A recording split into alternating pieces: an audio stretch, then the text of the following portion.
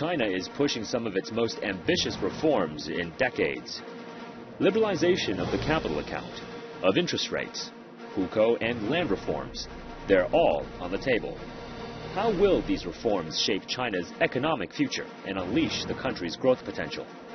Join us this week as Martina Fuchs sits down with the heads of the International Finance Corporation as well as the Institute of International Finance. Only on CCTV News. Only on Biz Talk. Welcome to Biz Talk. We're here in Beijing's Financial Street area where many of China's capital market reforms have been drafted and are now being implemented. Over the last couple of months, the Chinese government has pledged to push ahead with a broad range of reforms which may be the most sweeping since China's liberalization in the 1970s. Another bearish assessment. Shortly after the International Monetary Fund hinted at a possible downward revision of its global economic outlook in early September, the Institute of International Finance, a global association of financial institutions, raised concerns about faltering growth. The Washington-based agency notes that global growth picked up only marginally in the second quarter of this year, as stronger U.S. and Chinese growth were largely offset by lackluster performance elsewhere. It also says slower momentum in most advanced economies, notably in the Eurozone, is weighing on global trade and taking a toll on emerging markets. Nonetheless, the IIF continues to expect growth will strengthen in the second half of 2014 and into 2015. But the IIF does warn that the global economy has become overly dependent on the U.S. and that financial markets are showing an unhealthy reliance on policy support, especially that from the U.S. Fed. Intensifying country-specific problems in emerging markets, geopolitical tensions in Ukraine, and energy price fluctuations are some of the main potential risks for the global economy as identified by the IIF. Mr. Adams, thank you very much for your time. The U.S. Federal Reserve renewed its pledge to keep interest rates near zero for a considerable time. Was it the right decision? I think it was for the short term. I think there's still some weaknesses in the U.S. economy. Certainly, it's on a more sustainable path, and we've seen a lot of positive growth aspects of the economy. But labor markets still are underutilized, as Chair Yellen has said before. Inflation is below their target. Housing has returned, but still has some soft patches. So I think keeping support for the economy going is a wise thing in the short term.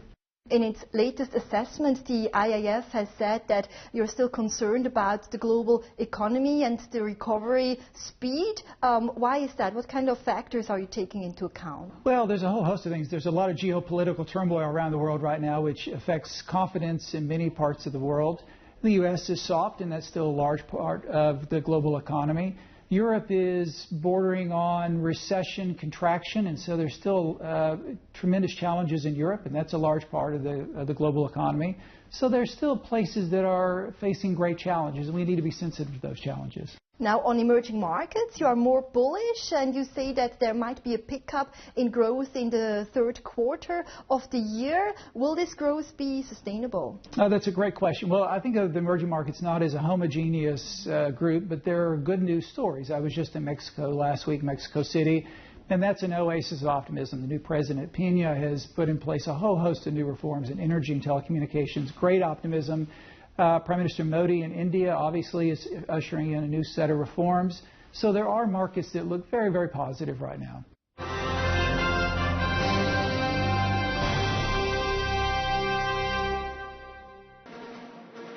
China is pushing some of its most ambitious reforms in decades.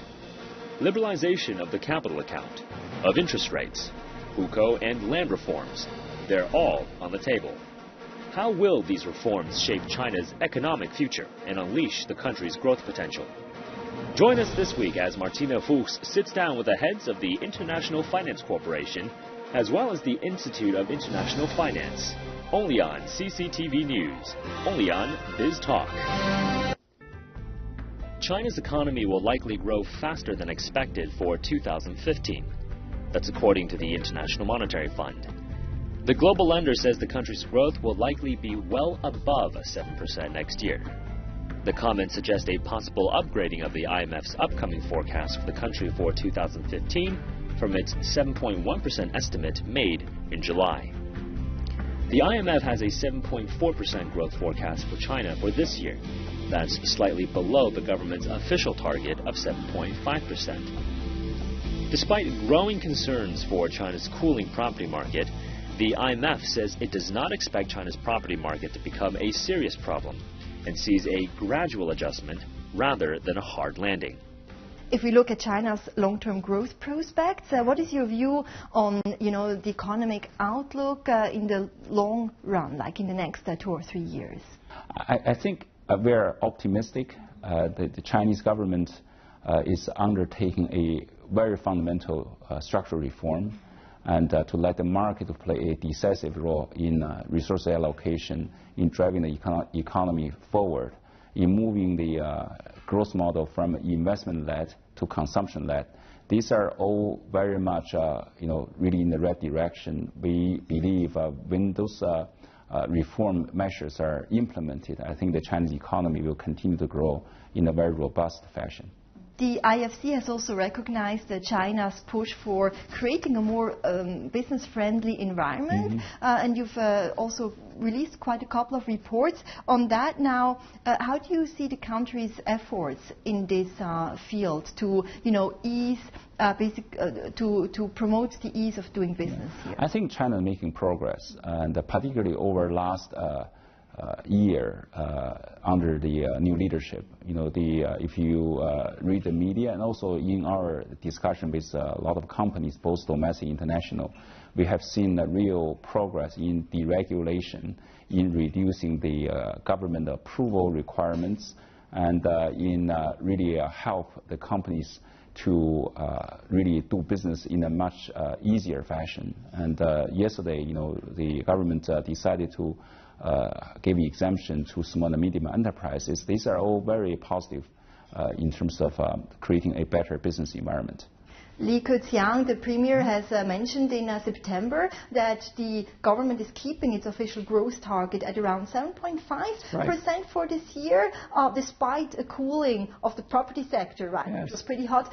What is your view in terms of growth outlook for China? Well, you're right. The property sector has cooled, and we've seen it softening growth a bit.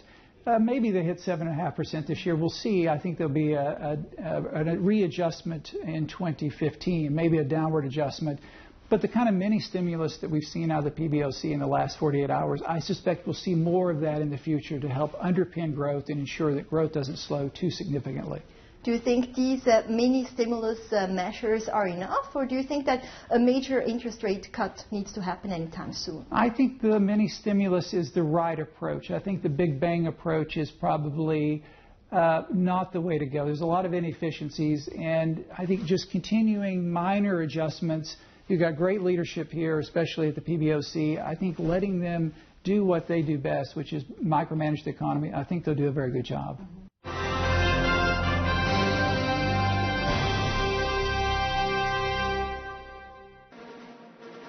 China is pushing some of its most ambitious reforms in decades.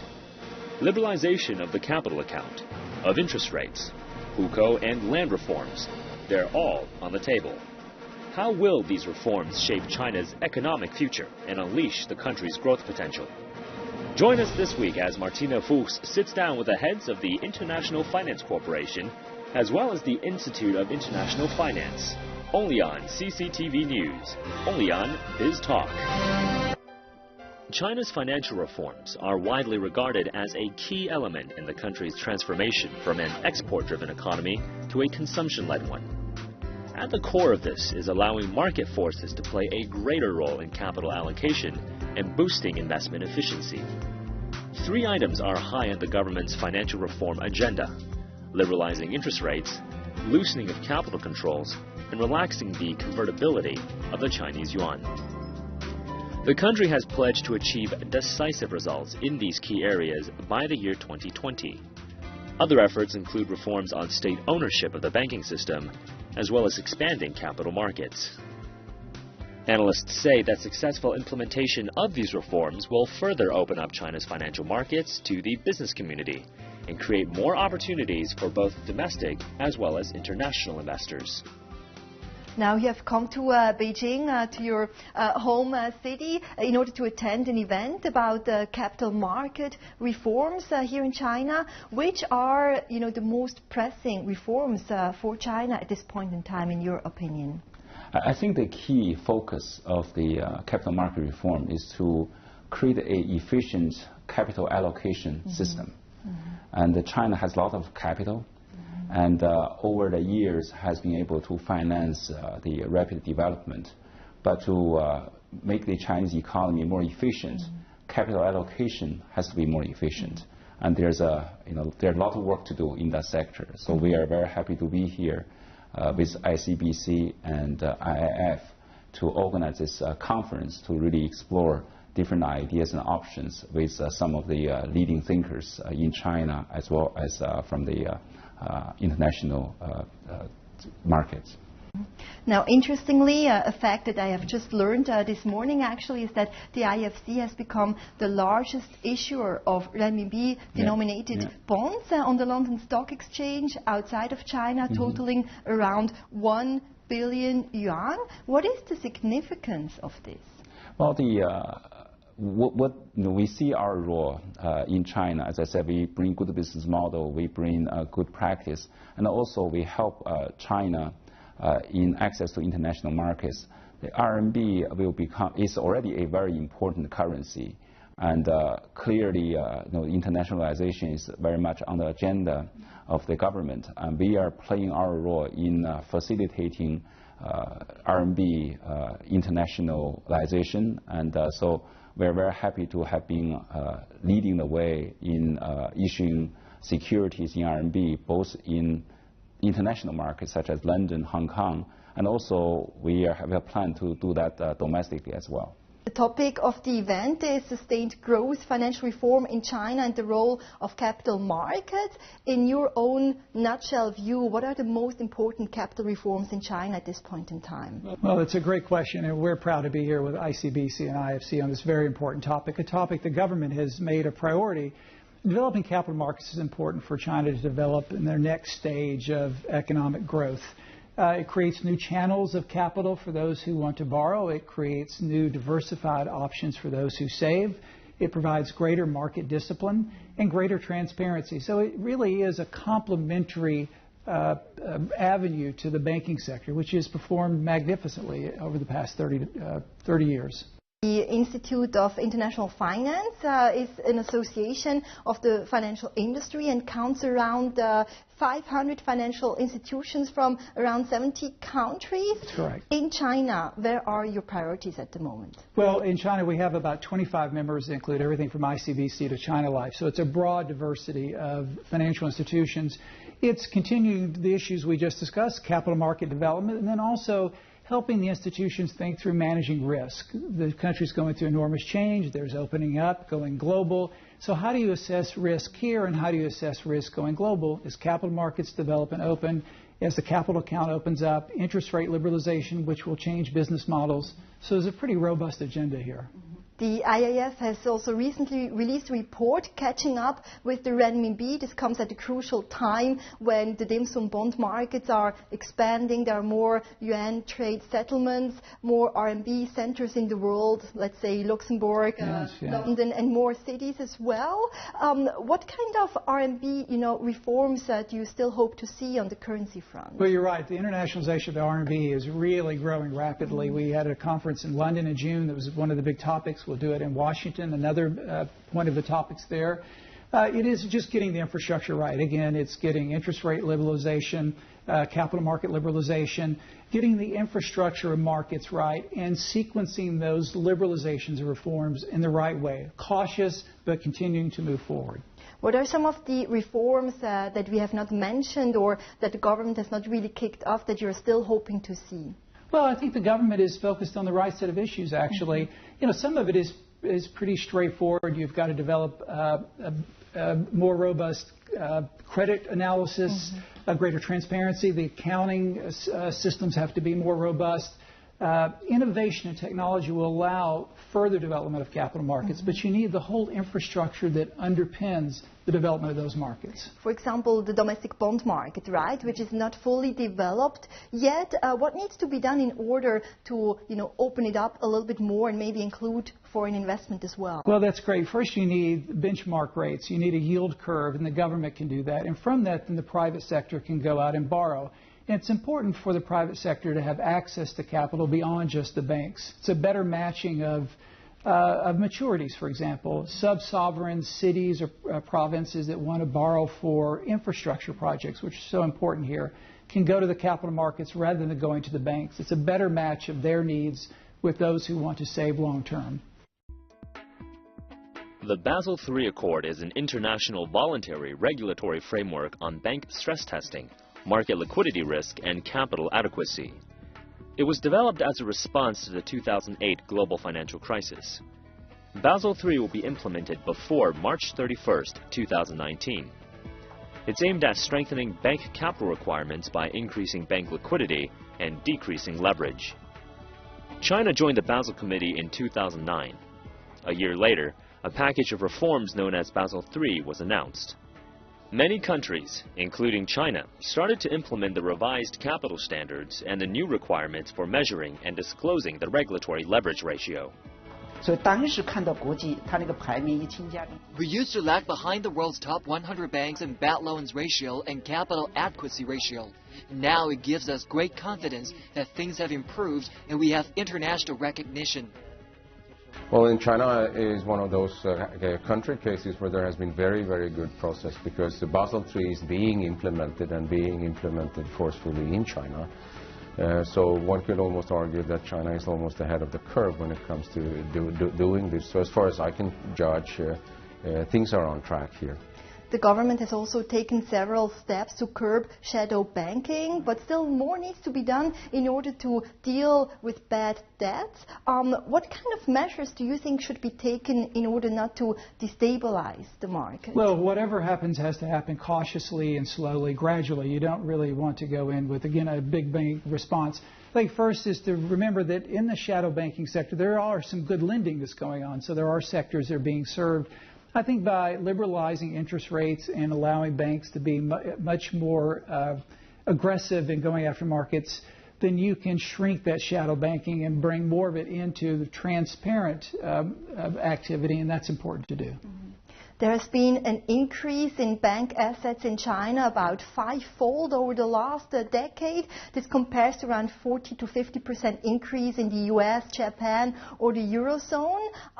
Do you think that this is healthy, or what do you advise Chinese lenders to do in order not to go too far with this lending? It's been a rapid growth. Of course, in China, the banking sector is the principal source of capital, unlike in the US where we have capital markets. So this country is very dependent on banks. I think that's normal, but I do think going forward, the banks need to do a really robust job of doing risk analysis and understanding where they're putting capital in the future. And I come back to the topic today, which is how do we develop capital markets which are complementary to the banking system and allows new sources of capital to be allocated more efficiently. China's largest commercial banks are also set to release the Basel III capital securities. What's your point of view there? Well, all of our banks around the world have been rapidly progressing toward meeting the Basel III requirements years ahead of schedule. The banking system is much more safer and stable than it was 5 or 6 years ago. We have more capital, more liquidity, less leverage, better risk control systems, better culture in the boardroom. The banking system is very robust, and I think what you'll see coming out of these reports is that the banking system is way ahead of the schedule that was put in place by the Basel Committee.